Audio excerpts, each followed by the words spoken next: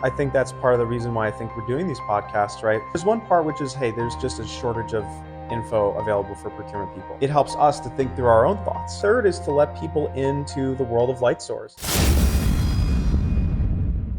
All right, so we're going to start with a set of Rorschach tests.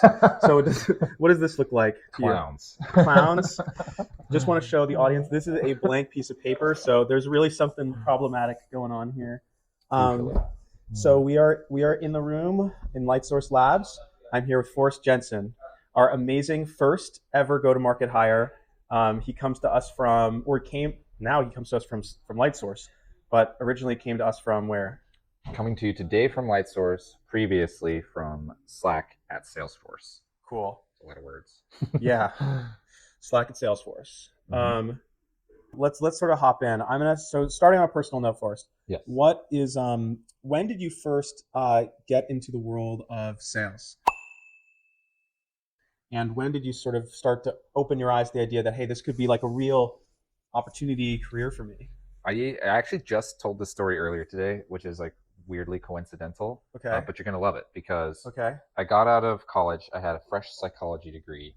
And so I was actively applying for jobs with like a very limited resume of sales experience at like retail shops. So like Tivana, a subsidiary of Starbucks, and like Sports Authority Elite was a little pop-up. I sold shoes at REI for a while. So I had always kind of done a little bit of sales, but I was out of college. I needed a job, had to pay off this degree. So I had two options in front of me. I had a job with a publication, like a magazine, and I was going to fill out Excel fields for their subscribers. Okay. And then I had that on the table, and then I had this, it was a cold calling job, and it was like a 40-minute commute. It was not ideal. And so I was looking at a job filling in cells in Excel or a cold calling job. And at the end of the day, I took the cold calling job. And I remember they even they really pressured me, like, why should we give you this opportunity? And I was like, because someone's going to give me an opportunity, and I'll be glad that they did it. Okay. And they were like, you got the job. You can cold call contractors. Okay. How many calls did you have to make per day? Do you remember? It was 60 calls a day. So that's what, like, okay. So it's 60 connections, like answered phone calls, or 60 dials? It was a minimum of 60 dials, but then you had to have like certain metrics around talk time. I can't really remember how many it was, but I think we targeted like 2 hours of talk time a day. 2 hours of talk time. Okay. Yeah. Got it. It's a good amount of time to like. It's a good amount of time. Yeah. Yeah. Get people on the phone and, yeah, especially just half of them hang up on you. Yeah. What did you find to be like the most sort of disarming opening line, or was it fully scripted? Like you had to say exactly what they told you to say? It was super scripted. But you could, if you proved that you were good at the script, you would like get some creative liberty to change it up a little bit. Let out the leash a little bit. Yeah. Okay. I don't remember specific ways for like getting people to take the call. I think I just tried to have a lot of like gravitas, and I tried to sound like I was part of like a federal entity. A federal entity. Okay. Yeah. What does that sound like? I would just make my voice really deep, and it'd be like, Mr. Jensen, like. Is it, This reminds me of, have you seen that there's, I think it's an HBO documentary, Telemarketers. Have you heard of this? I haven't. It sounds good. Oh, it's very, very good. Yeah. They were dialing for dollars for donations for the Fraternal Order of Police and like the police lodges. And so they would use, they weren't actually part of it, but they would use that sort of authoritative voice to signal that they were part of the police department even when they weren't. So yes, yeah. So there's one that always gets me too, and it's like an automated cold call, and it's like the police department. I'm sure everyone gets the same call, and it's this guy, and he comes on with like a gruff voice, and I'm sure he's in like every municipality everywhere. And, would you be interested in donating to the? And he has like this really deep voice. Have you heard that one? Like, I think I have. Yeah. Are you telling me that I've been donating to the? Yeah. Were you telling me I put my $500,000? Apparently, it's with the SFPD, but Allegedly. I'll go to my local precinct and I'll see if they have whatever it was that they were supposed to buy with it. Yep. So that's really interesting. I heard that there was I was watching the news, and this was actually just a fact I learned yesterday I thought was interesting, that telemarketers are considered the least trustworthy people by profession, and the second is politicians. Wow. And then the highest trustworthy is actually, can you guess what it might be? Hairstylist. Hairstylist, maybe. Well, you need to have a lot of faith in your hairstylist, that's for sure. Totally. Yeah. Not me, but right. I cut my own. Save a little bit of money. Yeah. you're very close though. Like you're thinking in the right way. Like what's a super trustworthy like? Trustworthy. Yeah. Probably an accountant. I don't know. Oh no. No, A nurse. a nurse. Yeah, Okay. nurse. Oof. I don't know. You see, Answer like, was nurse. So I guess that's this interview's over. Take off the mic. thanks Okay. for playing. Yeah. So here's a question. Yeah. What do you think? Let's say you would play a little inside baseball. What do you think procurement professionals should know about sales professionals?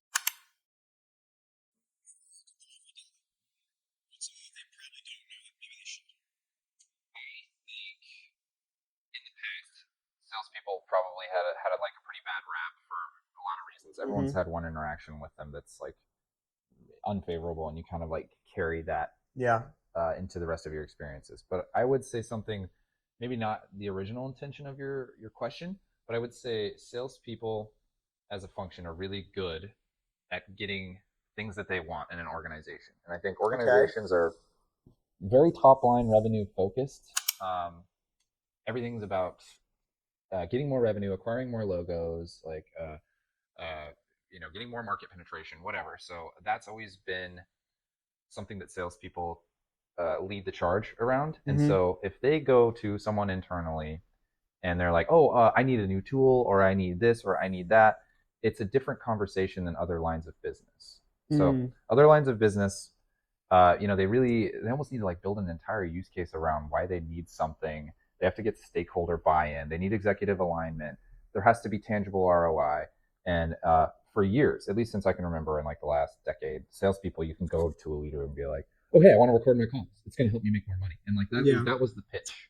Yeah. Like, and they would be Yeah. like, "Well, how much does it cost?" It's like, it's this, and obviously, salespeople have been selling all day, so they kind of know how to position it. But So what is that? So I hear what you're saying. Thesis. yeah, Salespeople can advocate on their own for tooling and resources and whatever they need because that's part of their selling is their definitive job. mm-hmm.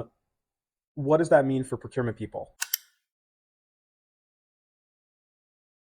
Like, yeah. Yeah, I think what I've seen in the procurement space is, rightly so. It's not fair, right? Like, I think comparing them as lines of business, it's not fair to see someone in sales go advocate for something and they get it right away. And there's there's always visibility into that into a company. It's like, well, why did they get what they wanted?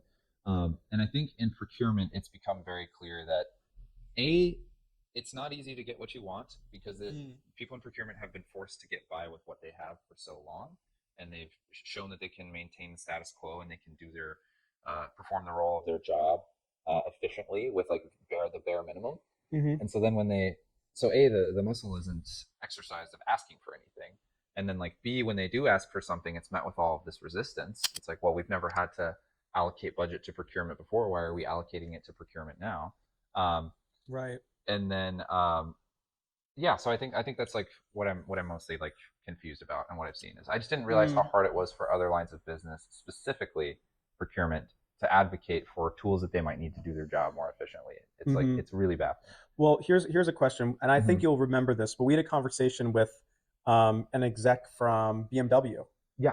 Do you Mhm. remember what percentage of IT spend he said was?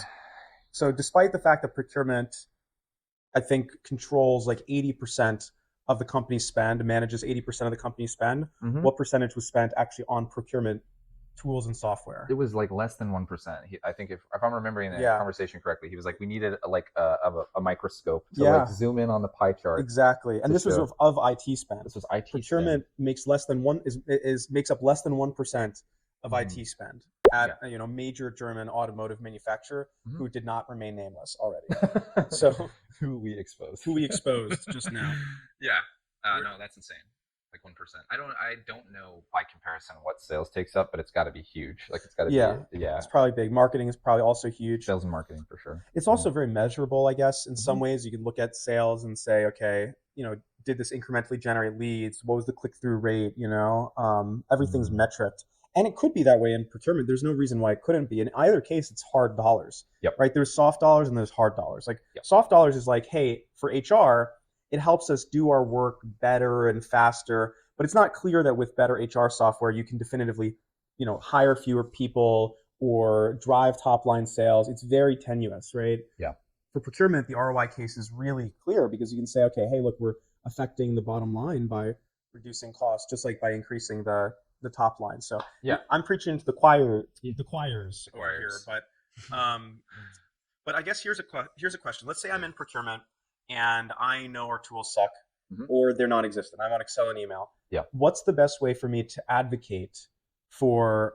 Let's say I'm I'm a 90th percentile early adopter, and I'm sick and tired of this not being enabled. I want to get some great tools. What are the steps that I should take? How do I advocate for myself?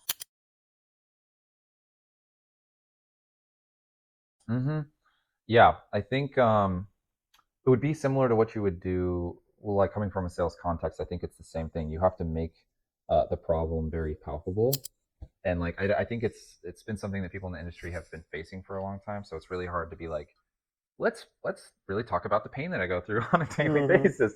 But see, like on the sales on the top line front, if I say I have this pain, like we've talked about stuff, business process before, and it's like, Yeah. oh, I find that I'm sending the same message to someone over and over again, and it's really taking up a lot of my time. Right. And like you'll hear that at other companies. People are like, our salesperson's time is being wasted. Like we need to fix this. Right. You know, and Right. so they're like, let's do it. Let's get an automation tool and like, let's send a sequence or whatever. And it's super easy. But first, you have to articulate the pain. You have to put what that equates to. So like how many hours per week does that equate to that are being lost? You know, Right. How much of your time is being wasted that could be spent getting more strategic with sourcing, or you really have to articulate what this means for the company. You know. So what's the starting point? Is the starting point doing a process map internally? Is the starting point engaging with IT? Is the starting point engaging with the CPO and saying, hey, I think we need better tools? Is it building an ROI case, or is it going to the market and trying to figure out what's even available to buy and trying to get budget for it? You know, like if you were to say, okay, like let's just put yourself in the shoes of a procurement person, and you don't have to be a senior person, maybe a junior person, maybe a manager, maybe a director, someone slightly senior, or just a supply chain manager, procurement manager. You know, what would be your 5-step plan to go from like no tools to like cooking with gas? Yeah. I would hope, but this isn't always the case. I would hope you have some sort of regular meeting with leadership. That would be the ideal place to bring up any process improvements, anything that you're experiencing in your day to day that they might not know. Right. So anytime I would have like a quarterly review with a director or an executive leader, I would come prepared with the stuff that I was encountering on a day to day basis. And you'd be surprised. You'd think they'd almost know already, and they don't. They really don't know a lot of the times. Like they're worried about everything going on in their world, and they don't have time to always think about someone on their team. Like, what are their day to day challenges? Like, how could we solve around those? So I would always come to the table with some things I thought that were going really well, and some things I thought that could use some improvement. And I always was ready to talk about those because at the end of the day, I want to prove my value to the company.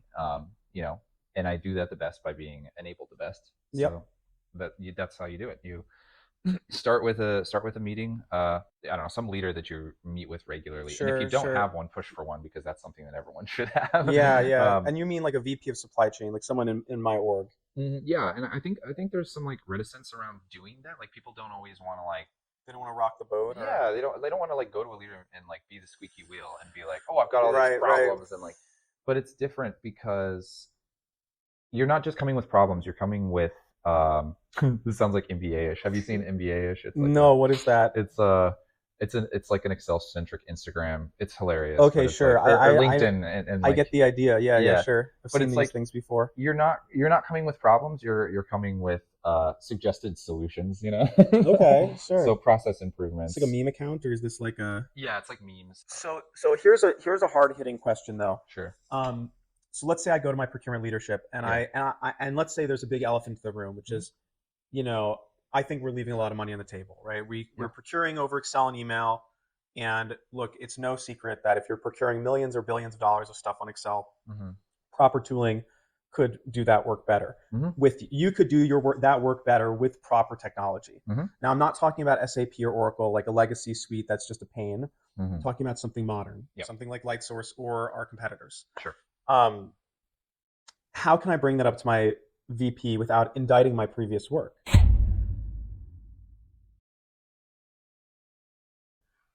Yeah.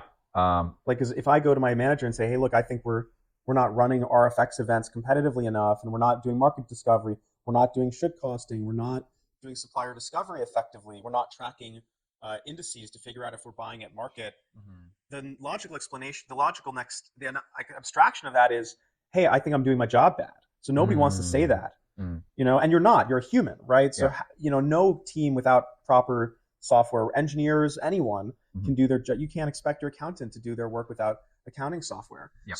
So how do you go with while still, I guess, maintaining a halo effect over the work that you've done to date? Yeah.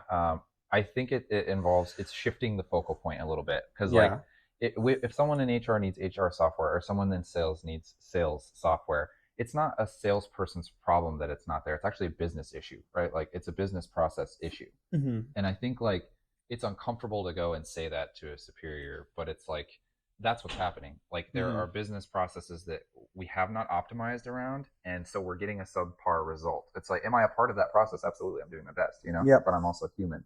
So it's really a process improvement that needs to happen. It doesn't say anything about the person, and it says more about where the organization is at and where it needs to go. And I think that's how to frame the conversation. So it's not so much about the person or the role. It's what resources have I had available to me today? What do I need to do my job better? And what will the result be if I get those things? So I think if you frame the conversation that way, it helps a lot. Like if I was to go to an ex-director of mine and be like, hey, I'm really having trouble, doing all automated messages. They're not going to be like, well, that kind of sounds like you're a bad salesperson. And it's like, well, I could see how you would think that, right? But actually, let me show you the meeting volume. Let me show you like the percentage of my time that gets allocated to answering those, and let me show you what percentage of those are going to actually create positive outcomes for the company. Then it's a different conversation. That you're like, oh, I just don't want to do my job. So I think it's like really articulating the gaps in process that you've noticed, and not so much. I don't think you should be held accountable, as a person of like, wow, I've really been dropping the ball. Although I could see how that fear would be there. Yeah. But instead, something I've learned in the sales space and in the software space is it's all about how you frame things. And I would frame them as, I've got new ideas. I want to help advance this organization. I want to help improve process. Like that's a very laudable cause. And I would also be careful not to attack the organization, because although many of them just don't know, they're a little archaic, like they're a little back. True. They're a little bit, probably, and historically, and from like a lot of the global companies that we've talked with, they probably don't have world-class or best-in-class tools for their procurement function. Right. It hasn't gotten the attention it deserves, except for maybe recently. So there's a good chance they don't have any good tools in place, and that's definitely not on the person. It's just that's how things have been. We just really want to push for how we want things to go. So yeah, a very long-winded answer, I think. Yeah. So I think that makes total sense. And I hope that I hope that even just one person watching this takes that mindset and says, okay, I know that there's an opportunity to do better for our function, and steps up and takes some of that advice and brings it to their management team or leadership. And the chances are they will be like handedly rewarded for that, right? Yeah. Like the number of people who have gotten promotions because they've implemented LightSource and that went well, and then they ended up getting the next level because they had a really key accomplishment they could point to for promo. I can count that on maybe two hands. Yeah. but not infinite. But yes, it happens. Oh, I think anything that feels like a risk typically has a very rewarding outcome. And like raising a potential inefficiency in process to like a leader, that's a scary thing to do. It's like, oh, actually, hey, we've got a bottleneck here, or we've got a stopgap, or like this thing isn't working, and no one really wants to hear that, right? But if you're coming to the table and you're genuinely wanting to fix it and you want to improve things, I think people can feel that. Leaders can feel that, and I think that you'll immediately, just by coming with that perspective, you'll be viewed in a different light. and I think more people, more leaders want to hear that.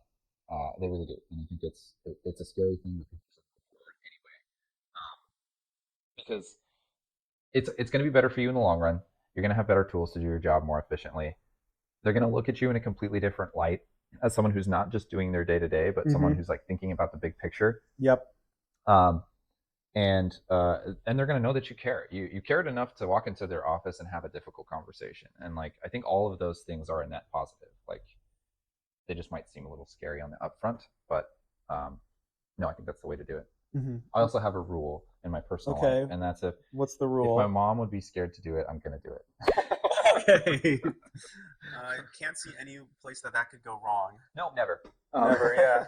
No, she's just very risk averse. She did the same career for 20 years, and anytime I wanted to take a risk in a role or try something new, she'd always be like, "Oh, honey, I don't know. Maybe just play it safe and just stay there." And so I love her to death, but every time she would say that, it would make me be like, "Oh, actually." Yeah.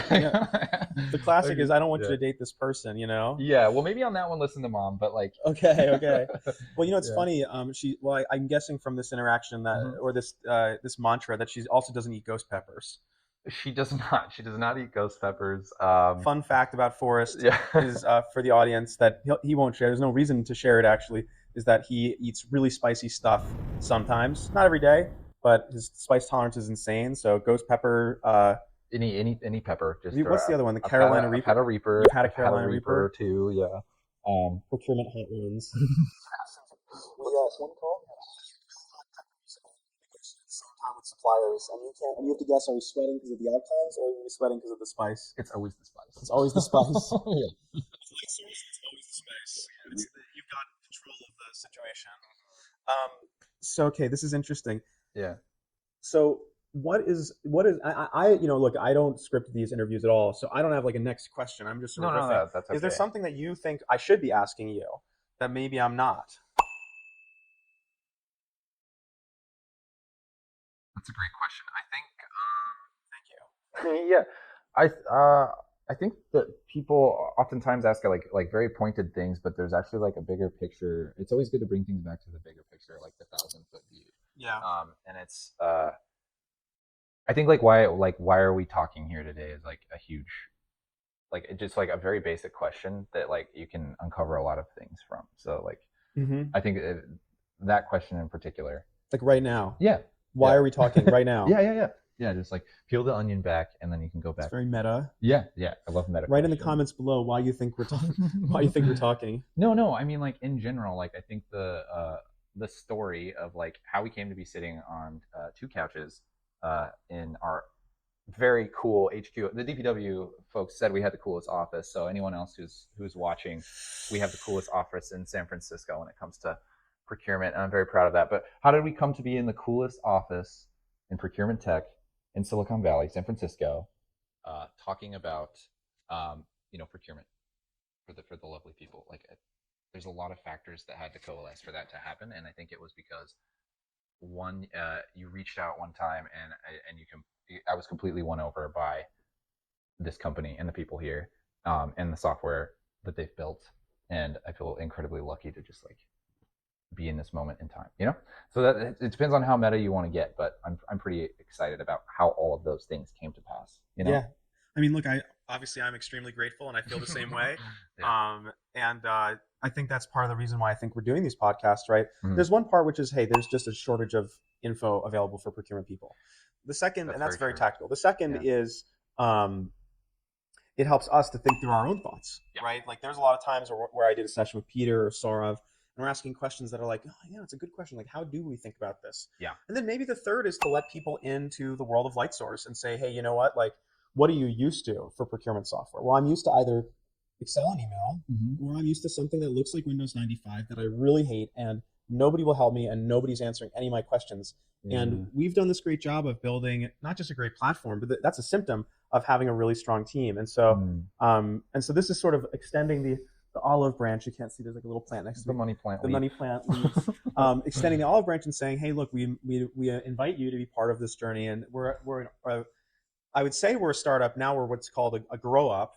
So we're we're past the stage where there's like a what are we doing, and now we're to like the let's change the world. We're really cooking with gas. I keep saying that because I think we said it earlier, but we're hungry. We're hungry, but we're moving quickly. We're hungry and, for change and we're good, and we're good people, and Yeah. we're good people to work with. And so, so I think just showing the personalities and the unique sort of folks that we have on the team is a nice way to show our existing customers, maybe folks that they haven't met before, that they're not interacting with every day on our team, and show prospective customers, the people that they are potentially going to engage with and work with, and the people behind the software that so many folks seem to be loving right now. So that's a great intro. Like that's awesome. If we don't have one yet, if we don't have an intro, yeah. What's the name of this podcast, or what is even the name of it? I say it's In the Room, or Coffee with Spencer, or the Light Source Lab. In the lab. We call our blog The Source. Yeah. It's like the source of truth, the source of knowledge. It's like light source. It's like pun. That makes sense. It's still kind of simple. Oof. I don't know. I'll have to think on that. I feel like it deserves a really quirky, punny name that's conducive with the culture. Okay. Balling on a budget. Yeah. Podcast. Yeah. Balling with a budget. Balling with a budget. Yeah. The procurement function sometimes have budgets. So it's like that's true. Yeah. Balling with a budget. Yeah. Oh, I see what you're saying. Yes. Instead of balling on a budget, balling with a budget. I don't know if that pun is. I don't know if people even know that phrase. They might not. Balling on a budget. Yeah.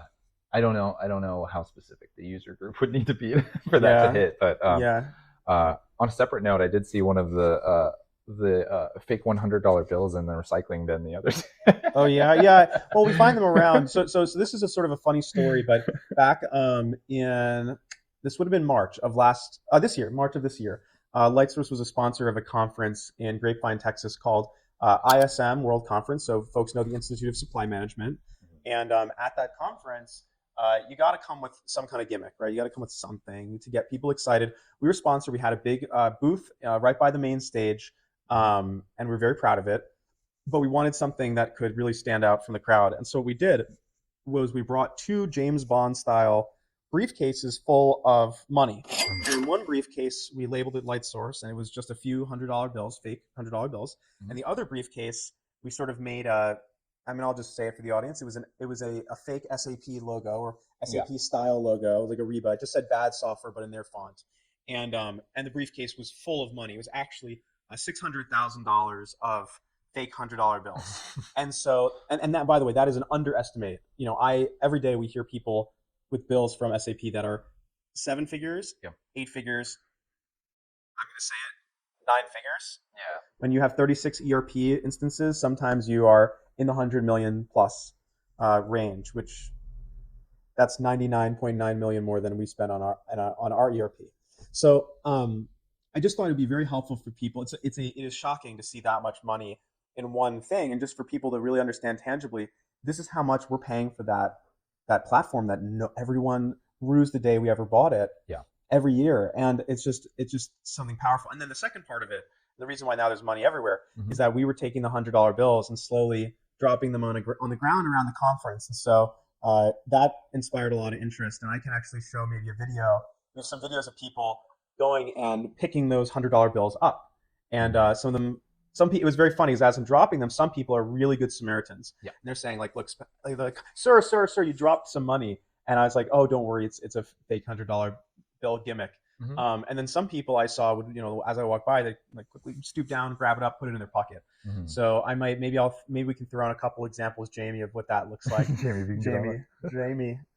That's a common trope I stole. But yeah, well, there's also the saying that's funny that you say that, because it's like some folks in procurement are top-notch professionals, but I think sometimes too companies can be so focused on top-line revenue that when there is actually money on the table for procurement, a lot of times people don't go for it, which is funny because they went for it at the conference. Like, yeah, that's good. That's good. But they were there. They were there. It was what's the saying? It was like I'm going to say one saying that I've heard from a customer, but I don't know if this is what you're thinking. Yeah. That procurement folks will run past $5 bills to pick up nickels. Yeah. Is that what you're thinking? Mm-hmm. Yeah. We've heard that. And that's all the time, right? Mm-hmm. Like I can't even tell you the number of times, countless, every single day of our lives, where a VP of procurement or a CPO will be hesitant to spend $50,000 on software that they know could help their team find $1 million of savings, achieve their ESG goals, reduce their risk, just save. You save one Mm-hmm. half of a head count. You're already at, in some ways, we have companies that are managing literally billions of dollars to spend on Excel and email, and that's the It's weird though, because like, if you would have told me in previous roles, so I've sold in like Martech and Salesforce is like CRM and Slack, and a lot of times there's no hard dollars associated with things. Like you can do your best to articulate the value and be like, oh, if you get this many leads, you'll convert this many, and you get this many sales. Like, what's your average sale? Yeah, they're always doing these pricing calculations, and it's crazy coming into procurement where you can literally show that you can save a company hard dollars, millions and millions of dollars, and they're millions. like, sometimes they're like, nah, we're good. And it's like, well, what do you mean? And they're like, oh, well, our sales are doing really good this year. Like the top line revenue is looking good. So we're good. We don't need to save anymore. And it's like, it's such a counterintuitive thing. I would have killed in any of those roles to be able to tell someone I can save them $1 million. It would have been like, provable, please provable money, It would have been the easiest sales cycle ever. But the other thing too is it's crazy because in no other context do you think about money in, money out that way. Like me as a person, if someone asks me like, hey, you can win a couple $1,000s this month, or you don't have to pay your rent, but they equal the same thing. I'm happy about both of them. Yeah, sure. Like, it's like, why wouldn't I? Like I'm not in both scenarios. They're very attractive to me, right? Of course. Because then my collective, wealth is better in either scenario. Okay. So it's like, so why is it? Tie the needle on this one. So I gotta thread the needle on. So I'm right now hearing the hypothetical that I don't care if I get a month of free rent or $3,000 or whatever. Yeah, sure. Yeah. Well, what does that have to do with procurement? But in a business context and procurement, it's crazy because they'll say, oh no, actually, we got $3,000, so we don't need you to pay for the rent. And it's like, well, you could have more though. Like you could have more, sure. Yeah, and it might not be important now, but think about. You don't know what the conditions are going to be, like the macroeconomic conditions or the headwinds. You have no idea what that's going to look like 2 years from now. And this conversation that we're having about saving some millions of dollars, those could be people's jobs in the future. Right. So it's true. Like, and you just don't know. That's true. So it's like, why are we not doing things on both fronts? Like we had a great year in sales, awesome, but we also drove cost savings. Like it all came to went to the same place, and you just performed even better as an organization. I don't know. Maybe is there some reason why people like? Is it more attractive to stakeholders or like investors if it's top line heavy versus cost savings heavy? Because we hear this all the time too. So here's a question that I'm curious about from what you just said. And so just to recap, when times are tough, people are like, all right, let's go find procurement savings. This is life or death. Yep. When things are really good, market's good, people de-emphasize savings because their top line's looking good, start to focus on maybe other kinds of other focus areas like ESG, extremely important, no doubt. But it's a luxury to be able to focus on that. The company is struggling to make payroll. Folks think a lot more about margin, and that's natural. It is the way it is. Sure. But I guess a question I'm sort of curious about is, have you seen a company where procurement has been the source of a competitive advantage for them? Yeah, absolutely. Yeah, in several different ways. But I think the ones that come to mind the most are the ones where procurement orgs are very strategic. Like that's when you can really establish like a competitive differentiator through your procurement practice, is when they have the bandwidth to be really strategic. And maybe it's finding a new supplier that and like onboarding them and nurturing that relationship. That's one that comes to mind that we talked with recently. So yeah, you could absolutely create a competitive advantage with a very efficient procurement practice. But I don't think people think about it that way. I don't think a lot of organizations think about it that way. I think they should. I think they should too. Like some people do. Well, on the top line, then, do you think like people think regularly about a sales org as a competitive advantage? Well, of course. Of course. It's a no-brainer, right? Like they're like, well, yeah, if we get the most talent-dense sales team, we're going to be a top-performing company, and it's like a given. It's like a given. Yeah, it's a given. Yeah. So then people are like very adamant about sourcing top sales talent Right. But why is that not the same for procurement? I don't know why. And do you feel like there are places where it is though? Yes, I Yeah. do. I do think there are places where they care very deeply about finding top flight procurement talent. Hmm. Um, I think they tend to be the organizations that have a very rich culture of a very fast velocity of product development. I think Mm. tends to be a very good litmus test Okay. for a high quality procurement team. Yeah. I'm making this up as I'm speaking, Hmm. but for example, and so they used to be what this is? It's one of the models. It's a Tesla model. It's a Tesla model, Model X. This is the one that has the gull wing doors. And in fact, the model has them, but they don't seem to stay up here, and or in some of the early cars that were defective anyway. So maybe it's fully accurate. Oh, there we go. So one stays up. So this would be what we call a rework. It needs to go back to the shop. Sure. But at Tesla, we were always focused on a few different things. One was with the Tesla. Okay, so there was a few things about Tesla. One is that we were trying to bring the car to market in a way that was cost feasible, Hmm. but we were also trying to innovate our product really quickly, right? Hmm. And so the typical development cycle for an automotive company would be like 5 to 6 years to bring a vehicle to market. And at the time of Tesla, it was as low as like 2 years.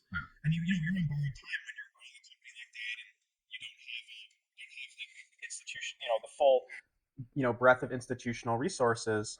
Um, and another place where I've seen it be a competitive advantage, and I'll just sort of share another example. Hmm.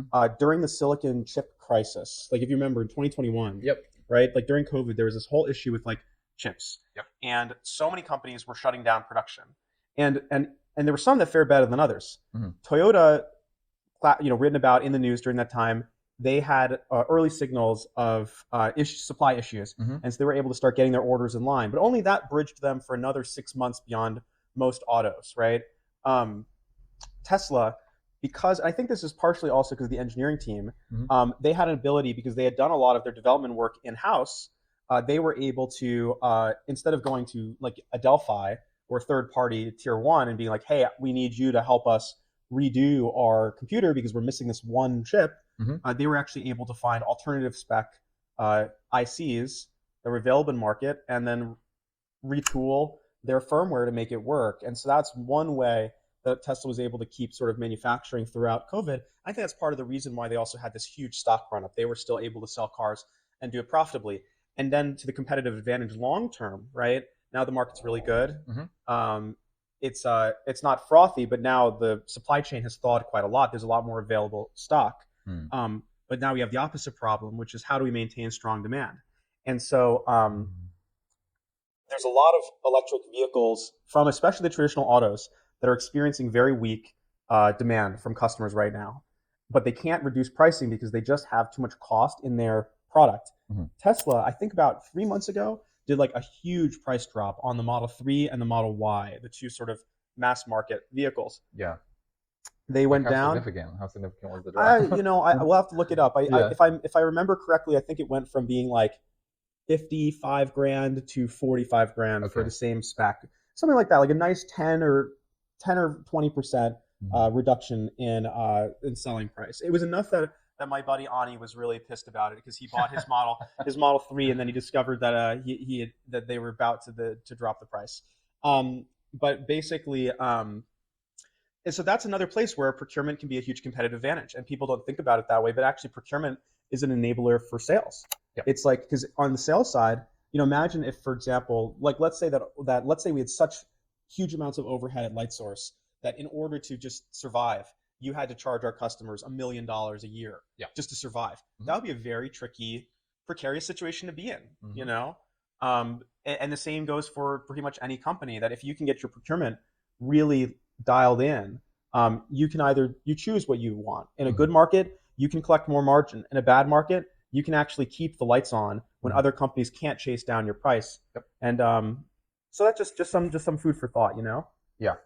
I think I think it is about being strategic, and I think a strategic uh, procurement team can pivot and be agile. And like the chip thing, that was a big deal, and that could have been the difference between a lot of companies going out of business and a lot of companies staying around. And like, if you weren't able to find the chips when you needed them, like it was probably a really bad time. You know? Yeah. Um, You can't find the chips, you're gonna have a bad time. yeah, when chips are down. Yeah. Yeah. I don't know. There was something funny there. I was thinking more like the South Park episode, the Aspen episode. I don't know. Oh, if yeah. If you pizza when you're supposed, if you French fry when you're supposed to pizza, you're gonna have a bad time. Just like our offsite T-shirts. I don't know if you've seen. Have you seen those? I've seen those. Yeah. Yeah. I mean, I still need to grab one because I'm. Yeah, You know, I'm a South Park fan. There you go. Those we're not the hottest sellers, so you can definitely grab one for the whole family. We've got inventory. Yeah. We've got inventory. We don't have a shortage. Yeah.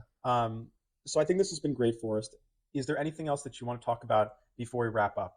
I'm sure there's like 1,000 other things that I could think of, but I think we covered a lot. And yeah, I think taking it back to what you said and just like keeping an open door to folks in procurement who have been historically underserved in so many ways, not only on the software front, but like where do you go to listen to procurement content? You know, I think that the few procurement influencers would beg to differ, but I'm hoping that this can become one of those places. Well, I listen to them and they're awesome, but I mean, like you have so many. Like think about true crime. You got so many options out there. There's like that's true. If you ask them what their favorite true crime is, you got 10 different options. But I know all the people you would say.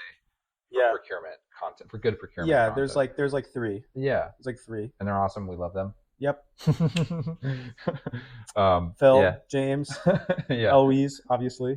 Like our videos, cross promotion. We've got to be in this together if we're gonna effectively change the world of procurement. It's true. Actually, all of the procurement influencers' books are on the shelf right here. So, shout outs.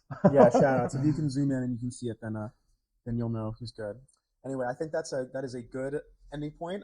Thank you, Forrest, for joining us on the All In podcast. Thanks for having me. I like All In, actually. We both ended up with props by the end of it. Look at that. Oh no, what have we done? You win. Okay, thank you. Thank you.